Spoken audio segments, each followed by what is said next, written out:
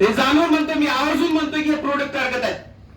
अरे बच्चों का भविष्य जो है ये एजुकेशन बेस है, और मैं भी इससे गलत नहीं हूं, मैं भी इससे छूटा नहीं हूं. आज हम लोग मराठी और हिंदी में बच्चों को पढ़ाने की बात करते हैं, अंग्रेजी में पढ़ाने की बात करते हैं. मैं मेरे ऊपर से डिफरेंट लेता हूं. मैं एक अनुभव शेयर कर रहा था. हमारे अफसर सर है यहाँ पर, हम लोग रूम में बात कर रहे थे. मेरा बच्चा सेंट जॉर्ज स्कूल में है, 5वीं कक्षा में है. कभी कभी मैं मेरे बच्चों के ऊपर भी एग्जाम्पल करता हूं, उदाहरण देता हूं कि सही में मराठी का थोड़ा सा एग्जाम्पल था. मेरे दोनों बच्चों को मराठी बहुत कम, मेरी मिसेस बहुत अच्छी बोलती है, मेरे से भी अच्छी मराठी बोलती है, लेकिन मेरे बच्चों को मराठी कम आती है. एक दिन हम लोग चारों बैठे, टीवी शुरू थी, टीवी का रिमोट टेबल पे रखा हुआ था. मेरे बच्चों को बार बार बोल रहा था मैं, बेटा 22 नंबरचा चॅनल लाव, 22 नंबरचा चॅनल लाव, 22 नंबरचा. 10 वेळा मी त्याच्याकडे 10 वेळा बोललो की तू 22 नंबरचा चॅनल.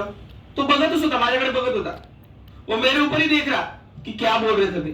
और जब मैंने उसको बेटा 22, तो पापा ऐसा बोलो ना. उसको 22 नहीं समझ में आ रहा, लेकिन क्या समझ में आ रहा, 22. तो ये 22 अगर हमने समझाया ना तो गलत चीज है. उसको 22 समझ में आना चाहिए, और ये 22 के ऊपर में हमने आना चाहिए. इसीलिए हम लोग बेसिक राइट की बात करते हैं. कलम 24 जो है बाल मजूर, आज नेशनल चाइल्ड राइट कमीशन आयोग ने एक शासन निर्णय जारी किया है, एक मेमोरेंडम जारी किया है. अगर कोई भी बच्चा स्कूल से 15 दिन ड्रॉप आउट है तो ये समझा जाएगा, एक तो बच्चों की चाइल्ड मैरिज किया गया होगा, बच्ची का बच्चों की ट्रैफिकिंग की गई होगी, या फिर एक आधे बच्चों को काम पर लगाया गया होगा. इसलिए अगर कोई भी स्कूल का टीचर होगा उसको पहले एजुकेशन ऑफिसर को, डीडब्ल्यूसीडी ऑफिसर को और किसको, लेबर ऑफिसर को इंफॉर्मेशन देना है कि 15 दिन से एक बच्चा एक बच्ची ड्रॉप आउट है. हो सकता है वो बच्ची का शादी कर दिया गया होगा, उसको चाइल्ड लेबर के लिए रखा गया होगा, या फिर उसका ट्रैफिकिंग किया गया. ये एनसीपीसीआर के गाइडलाइन में, तो ये भी एक्ट में प्रोविजन है. कलम 39E जो है ये बाल संरक्षण के लिए बात करता है. कलम 45 है ये बाल शिक्षण के लिए बात करता है. पॉक्सो ये तो बहुत बड़ी चीज है, ये समझ लीजिए. Protection of child sexual affair 2012, ये हर किसी को डरा रहा है और डराना भी चाहिए, क्योंकि पॉक्सो में क्या कहा गया है, मेंडेटरी रिपोर्टिंग पाथ है.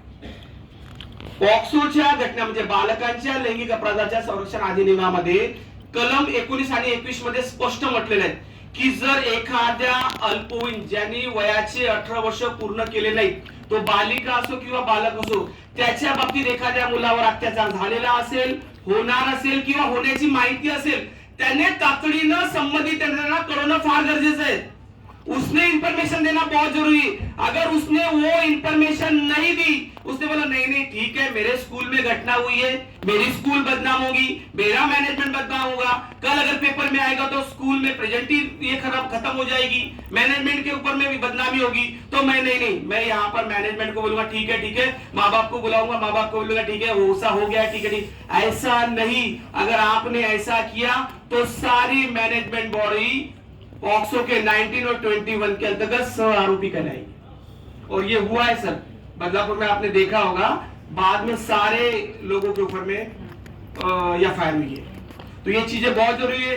पॉक्सो ऐसी चीज है कि देखिए पहला एक्ट जो है पॉक्सो में क्या कहा गया है, पॉक्सो बेसिक जो सिखाता है वो चाइल्ड फ्रेंडली एक्ट है. यानी बाकी बीएनएस होगा, आईपीसी में क्या कहा जाता है, आईपीसी और बीएनएस ये कहलाता है कि एखादा आरोप हमने किसी के ऊपर में लगाया, मैंने किसी के ऊपर में आरोप लगाया, तो मुझे सिद्ध करना है कि ये कैसा गुनहगार है.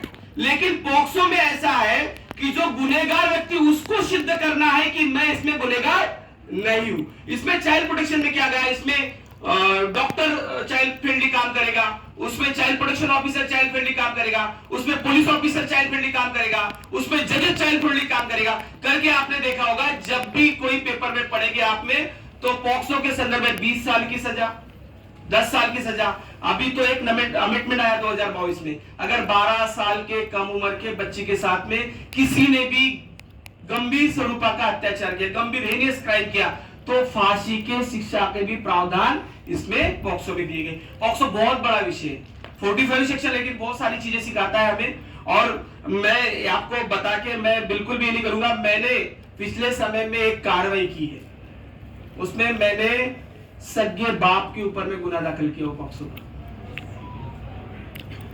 और सबसे मेन चीज जो है ना, अगर ये सारी चीजें जो हो रही होगी, आज देखे होंगे पहले 2-3 केसेस आती थी, 2-3 ही केस रजिस्टर्ड होती थी सर पॉक्सो की। आज हमारे पास में हर 2 दिन में 52 केसेस रजिस्टर्ड हो रही है पॉक्सो की। और सबसे कहीं ना कहीं लिंक जुड़ के आती तो तुम्हारे मोबाइल की लिंक जुड़ के आती है।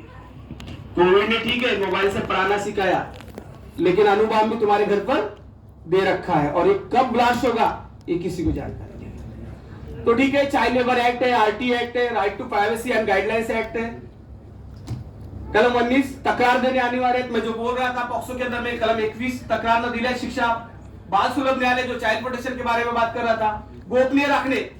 सबसे मेन चीज है आइडेंटिफिकेशन डिस्क्लोज करना नहीं है। अगर कोई भी व्यक्ति, अगर मैंने भी या आपने भी कोई भी पीड़ित बच्ची की, कोई भी विक्टिम बच्ची की अगर तुमने आइडेंटिफिकेशन डिस्क्लोज की तो आप गुनहगार है। सेक्शन 74 जेजे एक्ट 2015 के अंदर में 6 लाख रुपए दंड तक के प्रावधान उसमें दिए गए और 1 साल के सजा के प्रावधान दिए गए। इतना चाइल्ड प्रोटेक्शन एक्ट ये कड़क है, लेकिन इम्प्लीमेंटेशन नहीं हो पाता। लेकिन अभी अवेयरनेस हो रहा है, हर चीजें हो रही है। नेक्स्ट चाइल्ड वेलफेयर कमेटी, हर जगह हर डिस्ट्रिक्ट में चाइल्ड वेलफेयर कमेटी है, जो कि जुडिशियली पावर है। हर व्यक्ति को वहां पर जेएनएफसी के पावर है, बच्चों के सारे निर्णय लेने के अधिकार उसको है। बच्चों का रिहैबिलिटेशन प्रोसेस भी बहुत जरूरी है। रिहैबिलिटेशन प्रेजेंटेशन में भी आपने देखा होगा कि अगर एक बच्चा आता है, अब रिहैबिलिटेशन में क्या बोला जाएगा, पुनर्वास में क्या, अगर कोई भी विक्टिम बच्ची है जिसके ऊपर में पॉक्सो या कोई भी चीजें होती है तो 3 से 10 लाख रुपए के क्या है, 3 से 10 लाख रुपए देने के प्रावधान है उसको। 10 लाख रुपए, अगर गैंग रेप है, एसिड अटैक है, तो गवर्नमेंट 10 लाख रुपए तक के दे सकती है, और प्लेन है तो 3 लाख रुपए तक के प्रावधान है। ये सारे एक्ट में दिए गए। संरक्षण देखभाल है, फिट पर्सन फिट फैसिलिटी है। अगर कोई बच्चा अनाथ है, गरीब है, तो ये फिट फैसिलिटी, और अगर जुडिशरी में कोई आता है और उसने बोला कि ये फिट पर्सन है तो ये सारी चीजें होगी। मिशन वात्सल्य स्कीम में, मिशन वात्सल्य स्कीम में क्या है, अगर कोई बच्चा गरीब है और सिंगल मदर है या विधवाओं का है या फिर कोई सारी चीजें, तो उसमें क्या होता है कि 2250 रुपए महीना हर महीने जाता है बच्चे को। ये आपके स्कूल से भी आना चाहिए, ये आपके समाज में भी आना चाहिए। अगर कोई महिला गरीब है, गरीब मिस सिंगल मदर है, यानी उसका तलाक हो गया, वो तलाकशुदा हो गई, या फिर पति या किसी का एक का डेढ़ होगा, तो 2250 रुपए महीना मिलेगा उसको। और इसी में स्कीम है स्पॉन्सरशिप स्कीम, जिसमें अगर HIV है या सिकल सेल है, हाई लेवल की शुगर है, किडनी डिसीज है, कैंसर है, तो 4000 रुपए तक के महीना मिलेगा बच्चों को। ये सारी स्कीम शासन की दी है, और ऐसा नहीं कि नहीं हो रहा। मेरे अकेले नागपुर में 11,000 लाभार्थी इसके, और हर जिले में लाभार्थी, लेकिन हमें ये पता नहीं होता। हमें ये पता करना चाहिए कि गरीब मजबूर बच्चों के तक के इकोनॉमिकल आर्थिक सोर्स पहुंचने चाहिए, क्योंकि उसका बेसिक राइट एजुकेशन से जुड़ा होता है। अगर आपके पैसे नहीं जाएंगे, आपको स्कीम नहीं मिलेगी, तो बच्चा शिक्षा से वंचित रहेगा, और शिक्षा से वंचित रहेगा तो कुछ भी नहीं होगा। फिर पानठेला है, गैरेज है, कबाड़ी का दुकान है, यहां तक कि हम लोग सीमित हो जाएंगे।